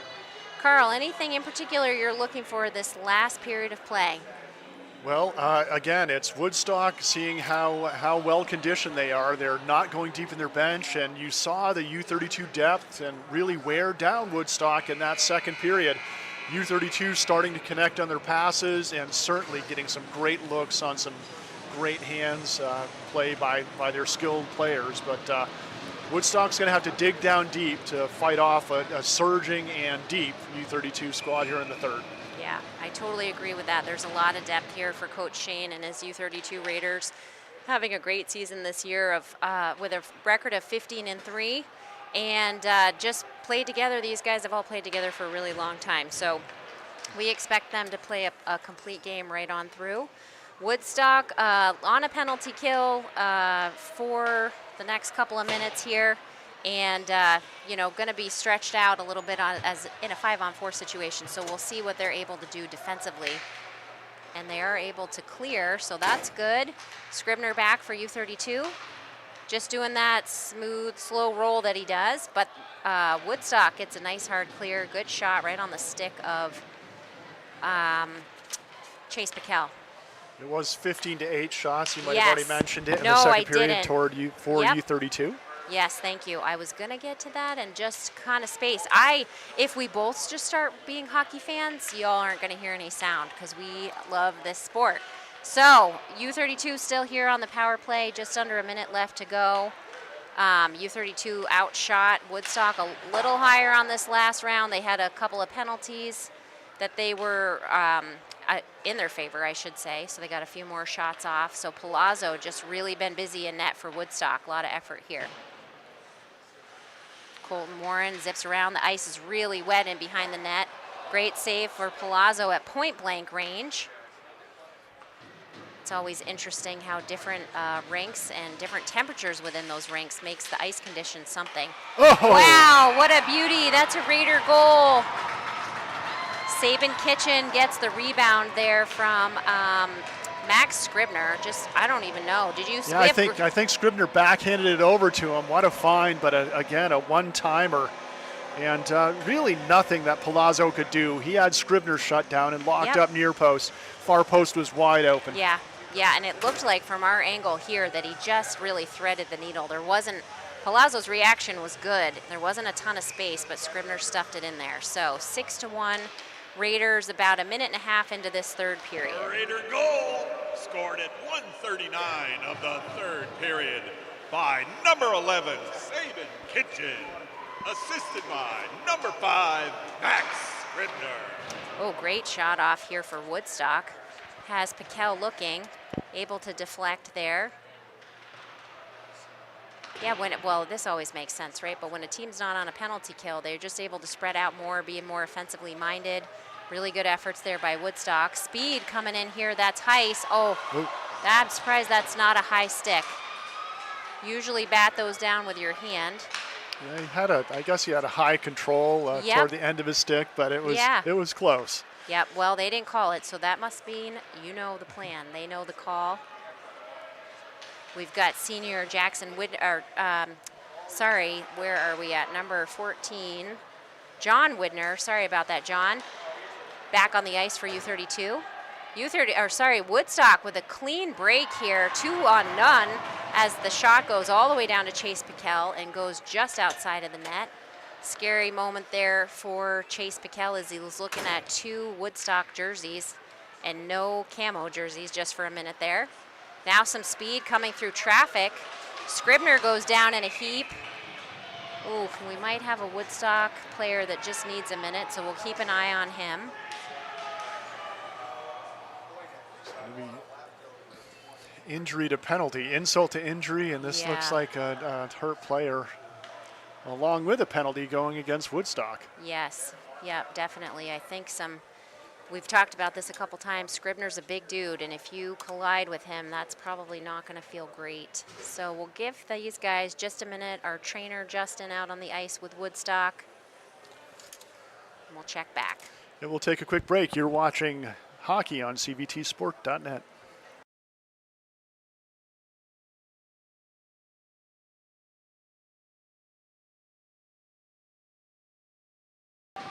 All right, and he's up quick. That's the 20 of Ben Runstein, one of the seniors for Woodstock. That play, I believe, drew a penalty as well, as Scribner went down in a heap right next to the Woodstock net. So let's see what happens. I think maybe they're going to pop somebody else in the penalty box here for 2 minutes. I think it maybe was 20 with the penalty as Scribner went down, but just in case, they're going to put number 4 of Oscar Johnson, a freshman defenseman, in the box for Woodstock. And U-32 will find themselves on the the power play. Those should not all start with P's. U-32 finds themselves on the power play again. I haven't been keeping track. It had been pretty even, but I feel like Woodstock's had a couple of more penalties late in this game. Face-off goes to Woodstock. Kept in at the blue line by Scribner. Over to Weller. Good dig in for the puck behind by Saban Kitchen. Gets the cross pass. Puck goes up just behind the net. Weller again with a centering pass to Jackson Scribner. Jackson's got his point. Crosses to Max Scribner. Keeping it in at the blue line. And Scribner goes around. Looking to set up. Puck knocked off his stick by Little. Nice pass over to Jackson Scribner. U-32 just taking their time on this penalty. Weller gets dumped back in by, I think that's the 21 of Kanan Haynes. Let's see if he gets a shot off. He does, just wide of net and off the leg of Palazzo. And Woodstock's able to clear. Nice moves by the ref to hop up and out of the play. A minute down on this Woodstock penalty. Circling here, Scribner with some speed. He does a quick little hop and a bounce, and Woodstock steals it away momentarily. Now Colton Warren gets it back. And Woodstock's number 8, Ian Coates, able to clear all the way down. Chase Bickel bats that down for U-32. It's picked up in the back by Haynes. Passed up to Scribner. Pass and a pass to Maddox Heiss. Oh gosh, big collision. That's a Raider goal for Maddox Heiss, and then everybody crashed into each other after that. Heiss knocked that in with a beautiful backhander. A guy bumped him in the shoulder. It was Warren. He didn't know it, and Heiss dropped Colton. Oh, jeez. He apologized on the way after. Sir. That was like 10 rounds of 10 pins in bowling. Everybody went down all at once. Yeah, a lot of action there on that U-32 play to set that up. So we'll figure out who was the assist or multiple assists on that goal. Make sure everybody's okay. Looks like we got a little reset here. Scored in 4:41 of the third period by number 22, Maddox Heiss. Assisted by number 15, Jack Scribner. All right, so Maddox Heiss from Scribner, Jack Scribner on that one. The Scribners and Colton Warren, these guys putting up some points tonight. We'll have to double check. Wow, Maddox just getting so fancy. Oh, great saves, multiple great saves by Loose in the Palazzo. Oh, and fists are flying now. That's tricky. Okay, everybody skate away. Palazzo just got hammered. 4 rapid-fire shots from pretty much everybody on the ice. Great saves all around. I can't even recap in my head how fast that went, but they had some break-ins. Widner got a shot off. I think Warren got a shot off. Circled around, and a great save popped right out to one of the Raiders. Couldn't quite fire that in, but great effort, good pressure here. Puck was sitting loose in the crease with bodies flying all over the place, too. Yeah, we have a great bird's eye view of that here. I'm not sure the refs could see, but the play did get blown dead. Little extracurricular feelings happening as all the players stood up after that one. Oh, Woodstock grabs the puck. Number 5 throws a long pass out to 19. No icing there as a couple sticks got on it. Owen Sheehan on the ice for U32, number 2. Along with the 14 of John Widner, I've mentioned him. U32 trying to clear here, but the puck's staying in the U32 zone. Charlie Piquel works to wheel it out, not quite able to clear, now just outside of the U32 zone. Woodstock tags up, tries to break through some U32 traffic. Battle at the boards, there's an arm up. Okay, Charlie Piquel is gonna go for tripping. He'll take a 2-minute timeout here. I think with a big lead like this toward the end of the third period, I like it when coaches go into their third, fourth lines, give their depth a chance. These guys, even if they aren't in the regular rotation, work so hard in practice all season long. They deserve minutes. And you never know when one of these guys is going to be needed in a key time in the playoffs even perhaps. So. Got to keep your whole bench ready, and you're absolutely right, Carl. 5, sometimes 6 days a week with Saturday games. Everybody's putting in the effort every time, so nice to get these guys out on the ice. Woodstock dumps it in. Looks like Kanan Haynes for U32 in behind the net for U32. And the 24, that's, who is that? That is... We've got 2 24s. It says Chase Piquel, but I promise you Chase is in net. So that might be Gage Heiss on the ice for U32. I think this happened to me last week. So apologies, Gage, if that's you. So big old scuffle in front of the net. About a minute and a half left on this U32 penalty kill. Woodstock with some good pressure. We'll get half the lines changed up for U32. Warren and Heiss back on the ice. Heiss will take the face-off with freshman Cole Little from Woodstock.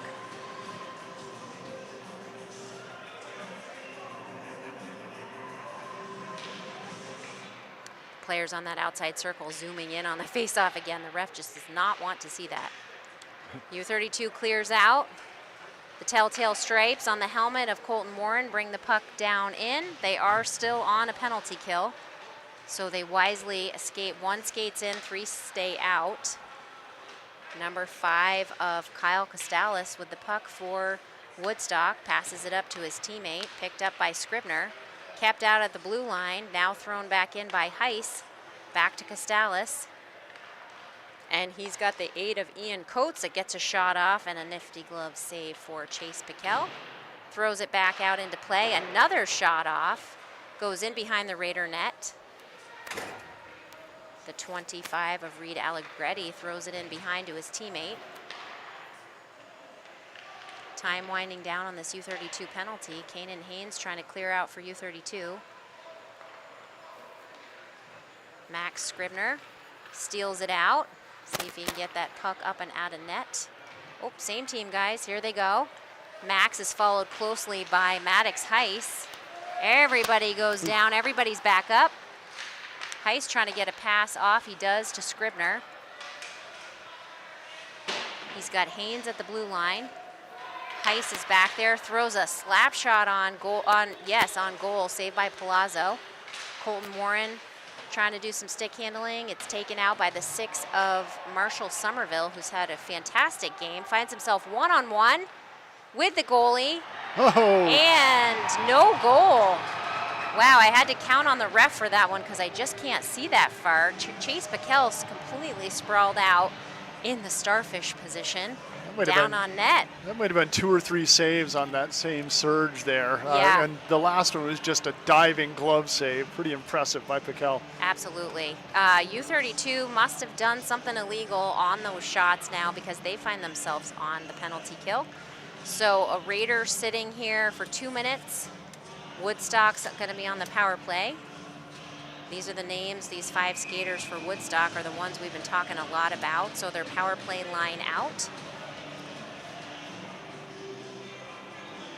11 of Cole Little takes the face off here. I feel like, Carl, this whole period has been like penalty, penalty, penalty. So it's been a combination of 5-on-4 back and forth. Oh, we've got another penalty. You feel right, Jess. Yes, I feel correct about this. So now we have 4-on-4. Number 6 for Woodstock's going to go to the box for a hook. That's Marshall Somerville, again playing with his whole heart there. So he's going to take a quick break. Yeah, I think I have seen a few games like this, but just 4-on-4 back and forth. Get coaches practicing their special teams a little bit here and trying to make some different things happen. It's a super clean game in the first period. Yeah. It got a little dirtier in the second, and it's real sloppy here in the third with penalties. Real sloppy. I like that. Yep. Yeah, as the time winds down, they're just passing them back and forth. So number 5 with a good hard charge for Woodstock. That's Kyle Costales. Gets it back to Little, who does the fake, then winds up for the slap shot from the blue line. Keeps it in play, works his way through traffic. Gets another shot that bounces up and over the goal. Ooh, big hit there. More penalties. Big hit in the middle of the ice. And let's see what the ref says. But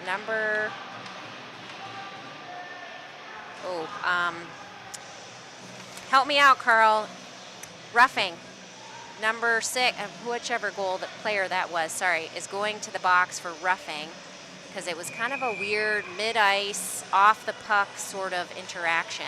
And the timeout, I don't know which coach called it, but It's wow, a it could have been wise the refs maybe to get this thing under control. Wouldn't have been a bad idea. Yeah, like, hello, let's go, you guys.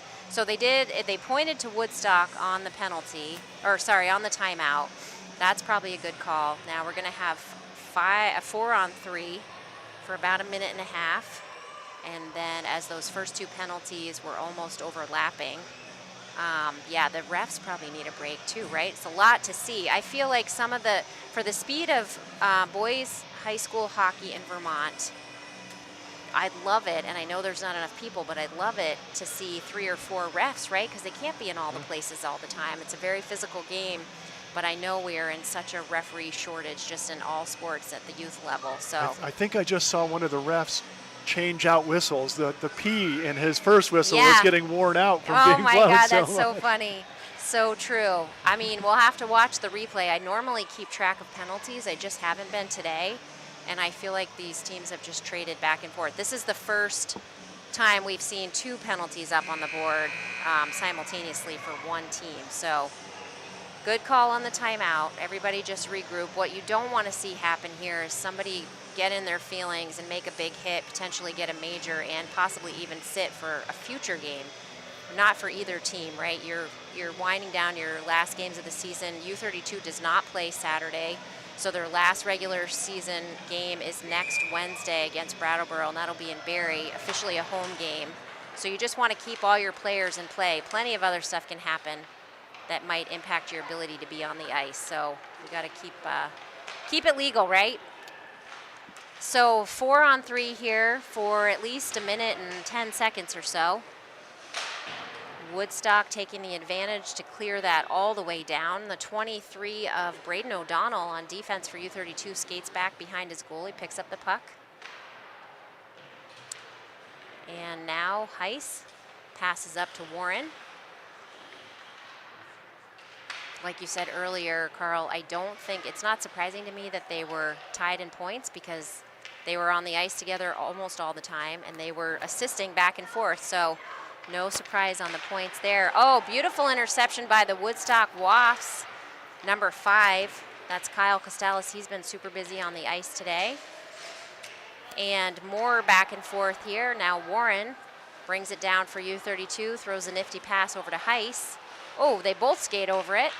Heiss gets his stick on it. Beauty shot off from the blue line there for, I think that's still Braden O'Donnell. I can't see his number at the moment. He's going to have another opportunity to keep that in play. Nice pass to Colton Warren. That might actually be Charlie Piquel. Can't quite see. Oh, that one was almost a sleeper goal right in the middle, but great thinking by Palazzo. It was a quick 5-on-3 there for about 10 or 20 seconds. The Raiders almost took advantage of. Yep, good point. Now just 20 seconds left in the Woodstock penalty. Warren gets another shot off, goes off the pads of Palazzo, then saved again by the number 20 of Ben Runstein. Scribner battling with the puck. Woodstock in possession. Woodstock throws it all the way down. No penalty here, or no icing as the penalty was expiring. All that jail time and nothing to show for it. Nothing. Just a couple of long breaths, right? As those guys working hard take their time. Colton Warren. Oh, yeah. Inside post. Wow, the goalie had that one saved. I thought it was over, and then he just tips it off the left inside post for a Raider goal. Warren has some incredibly quick hands. Yeah, didn't even see it coming. That makes a hat trick for Colton Warren. 3 of his own goals. And let's see, I don't know that he had any additional assists on top of that. But busy night for Colton Warren. He's on the ice, and you know he's going to make some stuff happen. So you talked about he and Maddox being on the top 3 all-time scorers Yeah. list. Can they get to number 2? That is a really good question. I'm going to have to ask Coach Shane because I don't know what the number is, and I don't know who the skaters are. We'll have that for you next week at the Brattleboro game, definitely. Definitely make sure that we find that out because 155 goals is what they started with. They've each added several points more tonight.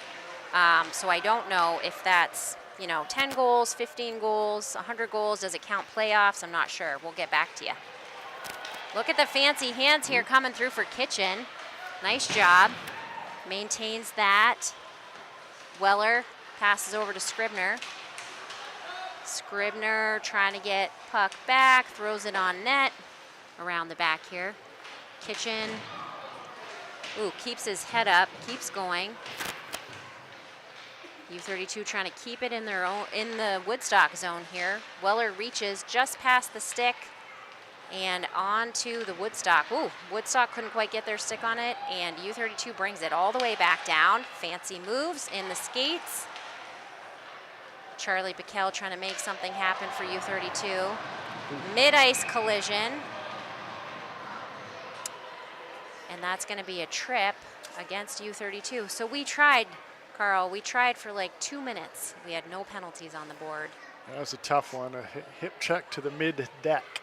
Yeah. That was looked painful. And the mid-ice collisions are always such a challenge. Almost all the Woodstock bench here out on the ice. We'll just take a quick break while they reset.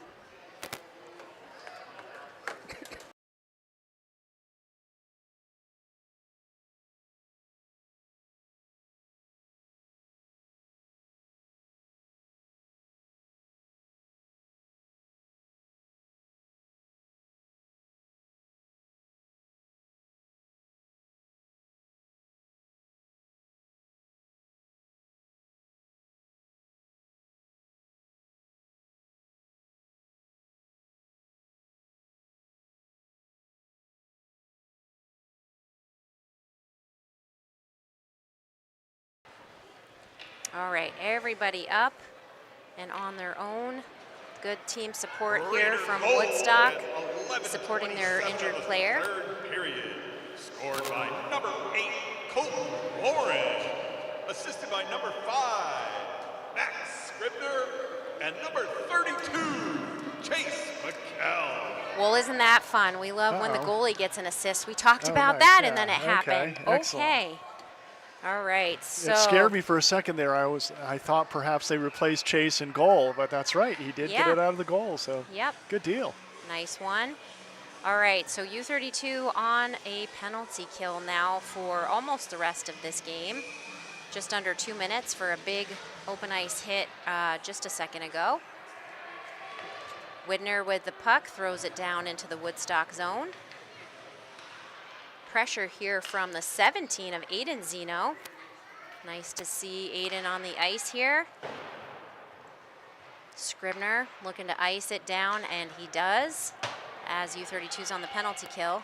Good pressure from Widner coming in here, digging for the puck. And number 5 of Costales carrying it all the way in for Woodstock. Little trying to keep that in play. Ooh, U-32 trying to bat it out. Player goes down, but he's back up. Woodstock with some good pressure on. Shot goes, sounded like off the blocker of Chase Piquel. Another shot, up in the netting and out of play. So we'll get a stoppage of play on this one. Just a minute to go on the penalty. Oh, or did they score? I guess it bounced in. Okay, I'm so sorry. I was like, someone's coming out of the box, and yep, okay, that's a Wasp goal. Forgive me on that, folks watching from Woodstock. We'll get the score from them. Rick O'Neill.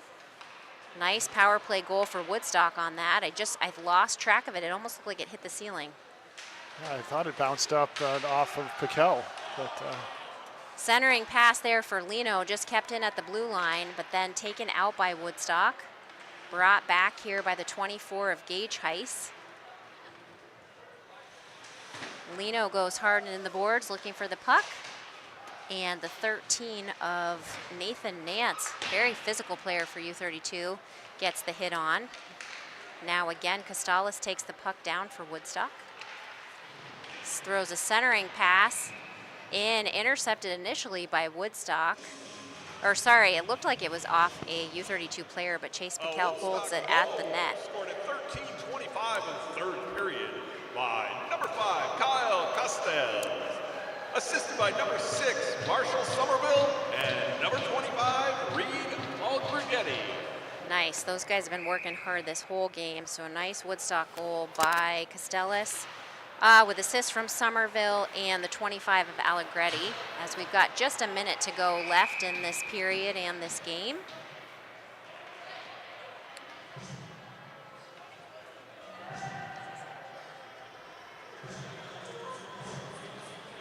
Sometimes the last minute feels like the longest time, right? The outcome's not going to change a whole lot, but you just want to see them keep playing right till the end. And speaking of outcome, this locks U-32 in their position as well, so it's a good news for U-32. Barring a collapse in the last 2 games by Harwood. That's true. That the Raiders should lock into this number 2 spot, which will give them 2 or 3 home games. That's exciting. Home at the BOR. Home at the BOR. You know what's close enough? Pretty home. Sometimes we run out of ice here in Central Vermont as we get ready for spring sports, even though we're buried in snow. You can always count on the BOR being cold enough to keep that ice. Exactly. Well, and I feel like at some point the ice comes out there too, because the year my son was a freshman, they ended up skating at Norwich before the championship game. So yeah, they have some nice turf now that they put into the spring, so yep. that's fun. Yeah, keeping it real. All right, time winding down in this game for the U-32 Raiders and the Woodstock Wasps. Big shot there at the end and the buzzer. What a game, really good battle, and I bet if Woodstock's played this way the whole time, they have been a threat to their opponents. It's been fun watching them work so hard out here today. Congratulations to the Raiders on their senior night win. Again, congratulations to Colton Warren, Maddox Heiss, John Widner, and Max Scribner. They all had big games, some great opportunities for all of them out there. I won't recap all the scoring because it was super busy, but it was 8-2, and those seniors were accounting for much of the points. Carl, do you have a player of the game? Wow. Right? Could No be pressure. anybody. It could be certainly, any. I love the way Colton Warren played. He found the net, found his teammates. Max Scribner moved the puck so well, too. So either of those two, yeah. you can't go wrong with either. I'm going to go with Scribner today because he really was fun to watch skate out there. And yep. Defensively, he locked things down. He controlled the puck. He really set the tone. And Colton's got a lot of player of the games. He deserves it as well, but we'll give it to Scribner tonight. That sounds great. Appreciate that, Carl. Always a tough decision to make in the moment. You're trying to replay the whole 45 minutes of hockey in your mind in 14 seconds. So great game. Again, here, just a reminder that U-32 Lady Raiders have their senior game this Saturday afternoon. 2:30 here at the Central Vermont Memorial Civic Center. That'll be their last home game of the season. And then you can catch the boys Raider hockey team play one more game at home next week in Barrie against Brattleboro. That'll be Wednesday night around, we'll have to double check the time. We'll keep you posted on the playoffs. So for Garrett Sicily, Aiden Boyd, I'm so sorry, Aiden. I'm Jesse Hill. Appreciate Carl being on the color commentary with us tonight. Thanks to everyone. Carl, any parting words? No, thanks, Jess. It was fun. Yeah, appreciate you all. Thanks for listening in online, and we'll see you back here next time. Have a good night.